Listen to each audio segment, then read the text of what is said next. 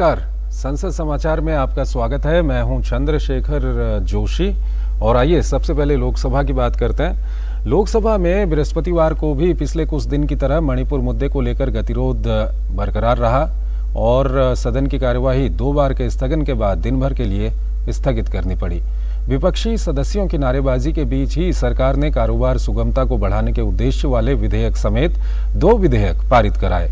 जन विश्वास उपबंधों का संशोधन विधेयक 2023 और निरसन एवं संशोधन विधेयक 2022 शामिल है। इसमें आज सुबह कार्यवाही शुरू होते ही लोकसभा अध्यक्ष बिरला ने प्रश्नकाल शुरू कराया और सड़क परिवहन और राजमार्ग मंत्री नितिन गडकरी ने भारतीय जनता पार्टी के सदस्य निशिकांत दुबे के पूरक प्रश्नों के उत्तर दिए।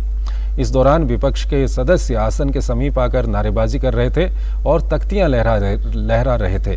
लोकसभा अध्यक्ष ओम बिरला ने विपक्षी सदस्यों से नारेबाजी बंद कर सदन चलने देने की अपील की। हंगामे के बीच उन्होंने कहा कि इस तरह से सदन नहीं चल पाएगा। उन्होंने विपक्षी सदस्यों से कहा कि इस सदन की श्रेष्ठ और उच्च परंपराएं तथा मर्यादाएं रही हैं, लेकिन आप जिस तरह का व्यवहार और आचरण कर रहे हैं वो लोकतंत्र के लिए ठीक नहीं है और आपको शोभा नहीं देता। अध्यक्ष ने कहा कि मैं आपसे फिर से अनुरोध करता हूं कि सदन की मर्यादा और गरिमा को बनाकर रखें। हमें लोगों की भावनाओं और अभिव्यक्ति को सदन में रखना है। उन्होंने सदन में तख्तियां दिखाने पर नाराजगी जताते हुए कहा, आप संबंधित मंत्रियों के सामने तख्ती दिखाते हैं, ये तरीका उचित नहीं है और संसदीय परंपराओं के अनुरूप नहीं है। पूरा देश ये देख रहा है। इसके बाद उन्होंने कार्यवाही शुरू होने के करीब 5 से 6 मिनट बाद ही दोपहर 2 बजे तक के लिए कार्यवाही को स्थगित कर दी। लोकसभा की कार्यवाही अपराह्न 2 बजे फिर से आरंभ होने पर केंद्रीय कोयला और खान मंत्री प्रहलाद जोशी ने विपक्षी सदस्यों की नारेबाजी के बीच ही अपतट क्षेत्र खनिज विकास और विनिमय संशोधन विधेयक 2023 पेश किया। विदेश मंत्री एस जयशंकर ने लोकसभा में भारत की विदेश नीति में नवीनतम विकास के संबंध में स्वतः संज्ञान लेते हुए वक्तव्य दिया। उनके वक्तव्य के समय मणिपुर के मुद्दे पर विपक्षी दलों के सदस्य नारेबाजी कर रहे थे। जयशंकर के वक्तव्य के दौरान कांग्रेस सहित विपक्षी दलों के शोर शराबे को लेकर बृहस्पतिवार को केंद्रीय मंत्री पीयूष गोयल और कांग्रेस नेता अधीर रंजन चौधरी के बीच नोकझोंक हो गई। जब विदेश मंत्री ने अपना वक्तव्य पूरा कर लिया तब पीठासीन सभापति किरीट सोलंकी ने कांग्रेस नेता अधीर रंजन चौधरी को उनके द्वारा उठाए गए व्यवस्था के प्रश्न पर बात रखने को कहा। केंद्रीय मंत्री पीयूष गोयल ने कहा कि जब हमारे विदेश मंत्री इतने महत्वपूर्ण विषय पर बोल रहे थे तब इन्होंने इस प्रकार से व्यवधान डाला। अब हम भी अधीर रंजन को बोलने नहीं देंगे। इसका कांग्रेस सहित विपक्षी दलों के सदस्यों ने जबरदस्त विरोध किया। विदेश मंत्री एस जयशंकर ने कहा कि आज के जटिल अंतर्राष्ट्रीय मामलों के बीच भारत की जन केंद्रित विदेश नीति समाज की मांगों और आकांक्षाओं द्वारा निर्देशित होती है, जिसके माध्यम से स्थिरता को बढ़ावा देते हुए देश अपने हितों की प्रभावी ढंग से रक्षा कर रहा है और अंतर्राष्ट्रीय सहयोग को बढ़ावा दे रहा है। विदेश मंत्री ने अपने वक्तव्य में राष्ट्रपति द्रौपदी मुर्मू, उपराष्ट्रपति जगदीप धनखड़ और प्रधानमंत्री नरेंद्र मोदी की हालिया विदेश यात्राओं का उल्लेख किया। उन्होंने कहा कि इन प्रयासों से भारत एक अस्थिर और अनिश्चित विश्व में अपने राष्ट्रीय उद्देश्यों और हितों को आगे बढ़ाने में सक्षम हुआ है। जयशंकर ने कहा कि प्रधानमंत्री मोदी की अमेरिका की आधिकारिक राजकीय यात्रा किसी भारतीय प्रधानमंत्री द्वारा की गई ऐसी दूसरी यात्रा है। उन्होंने कहा कि इस दौरान उन्हें दूसरी बार अमेरिकी कांग्रेस के संयुक्त सत्र को संबोधित करने का दुर्लभ विशेषाधिकार भी प्रदान किया गया। इस यात्रा के प्रमुख परिणामों का जिक्र करते हुए विदेश मंत्री ने कहा कि इस दौरान दोनों पक्ष विशेष रूप से महत्वपूर्ण और उभरती प्रौद्योगिकी संबंधी पहल के माध्यम से प्रौद्योगिकी सहयोग बढ़ाने पर सहमत हुए, जिसमें कृत्रिम मेधा, सेमीकंडक्टर, अंतरिक्ष, क्वांटम और दूरसंचार पर ध्यान केंद्रित किया गया है। जयशंकर ने कहा कि प्रधानमंत्री ने न्यूयॉर्क में संयुक्त राष्ट्र मुख्यालय में 9वें अंतर्राष्ट्रीय योग दिवस का नेतृत्व किया, जिसमें 135 देशों के लोगों ने भाग लिया और ये गिनीज वर्ल्ड रिकॉर्ड बना। जयशंकर ने प्रधानमंत्री को उनकी विभिन्न विदेश यात्राओं के दौरान मिले सम्मानों का भी उल्लेख किया। विधायी कार्य के तहत लोकसभा ने आज जन विश्वास उपबंधों का संशोधन विधेयक 2023 को मंजूरी दे दी। इसमें कारोबार सुगमता को बढ़ावा देने के उद्देश्य से 42 अधिनियमों के 183 प्रावधानों में संशोधन कर छोटी मोटी गड़बड़ियों को अपराध की श्रेणी से हटाने का प्रस्ताव किया गया है। निचले सदन ने संक्षिप्त चर्चा के बाद इस विधेयक को ध्वनिमत से स्वीकृति दी। केंद्रीय मंत्रिमंडल ने 12 जुलाई को इस विधेयक को मंजूरी दी थी। विधेयक पर संक्षिप्त चर्चा का जवाब देते हुए गोयल ने कहा कि प्रधानमंत्री नरेंद्र मोदी के नेतृत्व में इस सरकार ने अपने कार्यों से 140 करोड़ नागरिकों पर अपना विश्वास कायम किया है। उन्होंने कहा कि कई बार ऐसा होता था कि छोटी मोटी गलती के कारण लोग अदालतों के धक्के खाते थे और बहुत सारे कानूनों का जाल था। उन्होंने कहा कि ऐसी परिस्थिति में प्रधानमंत्री ने सभी कानूनों पर गौर करने और व्यवस्था को सरल बनाने का निर्देश दिया। गोयल ने बताया कि इस सरकार में कारोबार सुगमता को बेहतर करने और लोगों की जिंदगी को बेहतर बनाने के लिए कानूनों का सरलीकरण किया गया या उन्हें रद्द कर दिया गया। उन्होंने कहा कि 42 अधिनियमों के 183 प्रावधानों में संशोधन कर छोटी मोटी गड़बड़ियों को अपराध की श्रेणी से हटाने का काम आजाद भारत के इतिहास में पहली बार हुआ है। इससे पहले विधेयक पर चर्चा की शुरुआत करते हुए भारतीय जनता पार्टी के सदस्य राजेंद्र अग्रवाल ने कहा कि प्रधानमंत्री मोदी के नेतृत्व में कारोबार सुगमता की दिशा में 2014 से ही काम हो रहा है, जिस कारण हमने इस सूची में बड़ी छलांग लगाई है। उन्होंने कहा कि इसी क्रम में विश्वास और बढ़ाने के लिए ये विधेयक लाया गया है। बहुजन समाज पार्टी के मलूक नागर ने कहा कि कारोबारियों को सहूलियत देने के लिए जो प्रावधान इस विधेयक में किए गए हैं उसी तरह की व्यवस्था किसानों के लिए भी की जानी चाहिए। वाईएसआर कांग्रेस पार्टी की बीवी सत्यवती ने भी विधेयक का समर्थन किया। इसके बाद केंद्रीय मंत्री पीयूष गोयल ने सदन में जन विश्वास उपबंधों का संशोधन विधेयक 2023 पेश किया। इस दौरान उन्होंने कांग्रेस पर चुटकी लेते हुए कहा कि इनके मन में जो है वो दिख भी रहा है। उन्होंने कहा कि इन काले कपड़ों में क्या छिपाना चाहते हैं। गोयल ने कहा कि हम नकारात्मक सोच नहीं रखते हैं और उम्मीद करते हैं कि इनका अंधेरा छंटेगा, इनको रोशनी दिखेगी और एक समृद्ध भारत के लिए कमल खिलेगा। संसदीय कार्य मंत्री प्रहलाद जोशी ने कहा कि इन लोगों ने अविश्वास प्रस्ताव का नोटिस दिया है और ये लोकसभा अध्यक्ष के संज्ञान में है। इसके बाद सदन की कार्यवाही करीब 20 मिनट के लिए यानी 3 बजे तक स्थगित करनी पड़ी। निचले सदन की कार्यवाही जब 2 बार के स्थगन के बाद अपराह्न 3 बजे आरंभ हुई तो विपक्षी सदस्य नारेबाजी करते रहे। इस दौरान संसदीय कार्य मंत्री प्रहलाद जोशी ने आसन से आग्रह किया कि विपक्ष के कुछ सदस्यों ने कागज फाड़कर आसन की ओर फेंके हैं और जिन्होंने ऐसा किया है उनके नाम का उल्लेख करना चाहिए। और पीठासीन सभापति किरीट सोलंकी ने कहा कि कागज फाड़कर फेंकना उचित व्यवहार नहीं है और संसद का अपमान भी है। उन्होंने कहा कि इस तरह का व्यवहार नहीं होना चाहिए।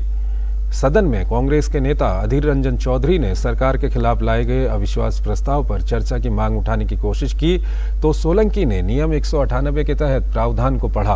उन्होंने कहा कि अविश्वास प्रस्ताव को सदन की अनुमति मिलने के बाद लोकसभा अध्यक्ष 3 दिन से 10 दिन के अंदर इसे सदन में चर्चा के लिए लाने की तारीख का निर्णय कर सकते हैं। लोकसभा में विपक्ष की नारेबाजी के बीच ही जन विश्वास उपबंधों का संशोधन विधेयक 2023 को ध्वनिमत से मंजूरी दी गई, जिसमें कारोबार सुगमता को बढ़ावा देने के उद्देश्य से 42 अधिनियमों के 183 प्रावधानों में संशोधन कर छोटी मोटी गड़बड़ियों को अपराध की श्रेणी से हटाने का प्रस्ताव किया गया है। सदन ने निरसन एवं संशोधन विधेयक 2022 को भी हंगामे के बीच मंजूरी प्रदान की, जिसके माध्यम से वर्षों पुराने एवं अप्रचलित कानूनों को निरस्त करने का प्रावधान किया गया है, जिनमें एक कानून 138 वर्ष पुराना है। इन दोनों विधेयकों को पारित करने के बाद हंगामे को देखते हुए सोलंकी ने सदन की कार्यवाही अपराह्न 3:50 पर बृहस्पतिवार सुबह 11 बजे तक के लिए स्थगित कर दी। तो ये तो थी लोकसभा की खबरें और आइए अब आपको बताते हैं कि राज्यसभा में क्या कुछ हुआ। राज्यसभा में बृहस्पतिवार को फिल्म उद्योग में पायरेसी मुद्दे को नियंत्रित करने पर केंद्रित चलचित्र संशोधन विधेयक 2023 को दोपहर 2 बजे भोजनावकाश के पश्चात चर्चा के बाद ध्वनिमत से मंजूरी दे दी गई। चलचित्र संशोधन विधेयक 2023 विधेयक पर हुई चर्चा का जवाब देते हुए केंद्रीय सूचना एवं प्रसारण मंत्री अनुराग ठाकुर ने कहा कि बीते 4 दशकों में बहुत कुछ बदला है और इसके साथ ही फिल्में बनाने का तरीका, चुराने का तरीका और दिखाने का तरीका भी बदल गया। उन्होंने कहा कि ये सब कुछ ही देर में हो जाता है और दूसरों की सालों की मेहनत पर पानी फिर जाता है, जिसे देखते हुए ये विधेयक अत्यंत महत्वपूर्ण है। अनुराग ठाकुर ने कहा कि 4 दशकों में दर्शकों की संख्या भी बहुत बढ़ी है, भारतीय फिल्मों की साख भी बहुत बड़ी है। आज विश्व में सबसे अधिक फिल्म बनाने वाला देश भारत है।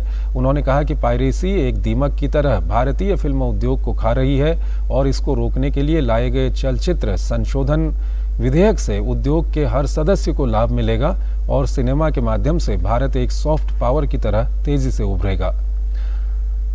उन्होंने कहा कि भारतीय फिल्म उद्योग ने इस साल ऑस्कर पुरस्कारों में भी अपनी पहचान बनाई है। उन्होंने कहा कि इस विधेयक में पायरेसी के खिलाफ प्रावधान किए गए हैं। ठाकुर ने इस विधेयक को लाए जाने के 3 प्रमुख कारण बताए। उन्होंने कहा कि इनमें पहला, फिल्मों की अनधिकृत रिकॉर्डिंग के चलन पर रोक लगाना, दूसरा, लाइसेंसिंग की प्रक्रिया को सरल करना और तीसरा, उच्चतम न्यायालय और उच्च न्यायालयों के जो विभिन्न निर्णय आए हैं उनके अनुरूप मूल कानून में संशोधन करना है। मंत्री के जवाब के बाद सदन में विधेयक को ध्वनिमत से पारित कर दिया गया। इससे पहले विधेयक पर हुई चर्चा में भाग लेते हुए बीजू जनता दल के प्रशांत नंदा ने कहा कि वो पिछले 50 साल से फिल्म उद्योग से जुड़े हैं। उन्होंने फिल्में बनाई हैं और उन्होंने पायरेसी की समस्या का सामना किया है। नंदा जब अपनी बात रख रहे थे उसी दौरान विपक्षी दलों के सदस्यों ने मणिपुर मुद्दे पर चर्चा कराए जाने और प्रधानमंत्री के बयान की मांग पर सदन से बहिर्गमन किया। उन्होंने कहा कि किसी भी हिंदी फिल्म को जिस दिन रिलीज किया जाता है अगले दिन ही वो पायरेसी के कारण दुबई में दिखाई जाने लगती है। उन्होंने कहा कि इस विधेयक में पायरेसी के आरोप साबित होने पर 3 साल तक की सजा और 10 लाख रुपए तक का जुर्माने का प्रावधान किया गया है। प्रशांत नंदा ने फिल्मों के वर्गीकरण के लिए विधेयक में नई श्रेणियां बनाए जाने के प्रावधान का स्वागत किया। अन्ना द्रमुक के एम थाम्बिदुरई ने कहा कि पायरेसी भारतीय फिल्म उद्योग के लिए एक बहुत बड़ी समस्या बन गई है। भाजपा की सोनाल मानसिंह ने कहा कि नैतिकता को परिभाषित किए जाने की जरूरत है क्योंकि इस शब्द का अलग अलग धर्म एवं संस्कृति में भिन्न अर्थ है। चर्चा में भारतीय जनता पार्टी के लक्ष्मीकांत वाजपेयी, राधा मोहन दास अग्रवाल, वाईएसआर कांग्रेस के एस निरंजन रेड्डी, भाजपा के पवित्र मार्गरेटा, धनंजय भीमराव महाडिक, कविता पाटीदार, गीता उर्फ चंद्रप्रभा, विप्लव देव, तमिल मानिला कांग्रेस एम के सदस्य जी के वासन, वाईएसआर कांग्रेस पार्टी के वी विजयसाई रेड्डी, भाजपा के Ajay Pratap Singh, Baburam Nishad, GBL Narasimha Rao, Republican party of India के रामदास अठावले और भाजपा के भुवनेश्वर कालिता ने भी हिस्सा लिया। विधेयक पारित होने के बाद पीठासीन अध्यक्ष PT उषा ने विशेष उल्लेख के जरिए लोक महत्व से जुड़े मुद्दे उठाने के लिए कहा। आसन की अनुमति से भाजपा के नरेश बंसल, इरन्ना कराड़ी, विप्लव देव और वाईएसआर कांग्रेस पार्टी के वी विजयसाई रेड्डी ने विशेष उल्लेख के जरिए लोक महत्व से जुड़े मुद्दे उठाए। इसके बाद 4:38 पर सदन की बैठक कल शुक्रवार तक के लिए स्थगित कर दी गई। मणिपुर के मुद्दे पर सरकार के रुख को लेकर विरोध जताते हुए विपक्षी सदस्य आज काले कपड़े पहनकर आए थे। सुबह 11 बजे बैठक शुरू होने पर सभापति जगदीप धनखड़ ने आवश्यक दस्तावेज सदन के पटल पर रखवाए। इसके बाद आसन की अनुमति से विदेश मंत्री S जयशंकर राष्ट्रपति, उपराष्ट्रपति और प्रधानमंत्री की पिछले कुछ महीनों में हुई विदेश यात्रा एवं उनसे जुड़े घटनाक्रमों के संबंध में एक बयान देने लगे। जयशंकर ने अभी बोलना ही शुरू किया था कि विपक्षी सदस्य मणिपुर हिंसा के मुद्दे पर प्रधानमंत्री मोदी के बयान और इस पर सदन में चर्चा कराने की मांग को लेकर हंगामा करने लगे। जयशंकर ने भारी हंगामे के बीच ही अपना बयान पूरा किया। विदेश मंत्री ने भारत की विदेश नीति में नवीनतम विकास के संबंध में दिए गए अपने बयान में कहा कि आज के जटिल अंतर्राष्ट्रीय मामलों के बीच भारत की जन केंद्रित विदेश नीति समाज की मांगों और आकांक्षाओं द्वारा निर्देशित होती है, जिसके माध्यम से स्थिरता को बढ़ावा देते हुए देश अपने हितों की प्रभावी ढंग से रक्षा कर रहा है और अंतर्राष्ट्रीय सहयोग को बढ़ावा दे रहा है। विदेश मंत्री ने अपने वक्तव्य में राष्ट्रपति द्रौपदी मुर्मू, उपराष्ट्रपति जगदीप धनखड़ और प्रधानमंत्री नरेंद्र मोदी की हालिया विदेश यात्राओं का उल्लेख किया और कहा कि इन प्रयासों से भारत एक अस्थिर और अनिश्चित विश्व में अपने राष्ट्रीय उद्देश्यों और हितों को आगे बढ़ाने में सक्षम हुआ है। जयशंकर का बयान समाप्त होने के बाद सभापति ने सदस्यों से इस पर स्पष्टीकरण मांगने को कहा, लेकिन विपक्षी सदस्यों का हंगामा जारी रहा। धनखड़ ने कहा, हमें ये नहीं भूलना चाहिए कि ये दशक भारत का है। हमारे देश का उत्थान कोई रोक नहीं सकता। ये शताब्दी भारत की है। मैं आपसे अपील करता हूं कि विदेश मंत्री के वक्तव्य को ध्यान से देखें, जिसमें भारत की ऐतिहासिक उपलब्धियों का प्रतिबिंब है। उन्होंने कहा, मैंने अपने 3 विदेश दौरों में इस बात पर गौर किया है कि भारत का नागरिक होना कितने सम्मान की बात है। वैश्विक स्तर पर भारत के कद में बड़ा इजाफा हुआ है। सदन के नेता पीयूष गोयल ने कहा, इतने गंभीर विषय के ऊपर भी राजनीति की जा रही है, ये भारत की अस्मिता का सवाल है। इसके बाद सत्ता पक्ष के सदस्यों ने विपक्षी नेताओं के खिलाफ नारेबाजी आरंभ कर दी। सभापति ने बार बार सदन के सुचारू संचालन के लिए दोनों पक्षों से आग्रह किया, लेकिन अपनी अपील का कोई असर नहीं होता देख उन्होंने 11:45 पर सदन की कार्यवाही दोपहर 12 बजे तक के लिए स्थगित कर दी। दोपहर 12 बजे उच्च सदन की बैठक शुरू होने पर सभापति जगदीप धनखड़ ने सदन के नेता मल्लिकार्जुन खड़गे को अपनी बात कहने का मौका दिया। इसी दौरान सदन में सत्ता पक्ष के सदस्यों ने विपक्षी सदस्यों के काले कपड़ों को लेकर नारेबाजी शुरू कर दी। हंगामे के बीच ही खड़गे ने कहा कि उन्होंने कभी नहीं देखा कि सत्तारूढ़ दल के सदस्य नेता प्रतिपक्ष को अपनी बात रखने से रोक रहे हैं। इसी दौरान विपक्षी सदस्यों ने भी नारेबाजी शुरू कर दी। सभापति ने दोनों पक्षों से शांत होने की अपील की और कहा कि कुछ देर पहले सदन में अलग दृश्य था, जब विदेश मंत्री एस जयशंकर बयान दे रहे थे, लेकिन एक वर्ग ने उनकी बात नहीं सुनी और सदन में हंगामा करते रहे।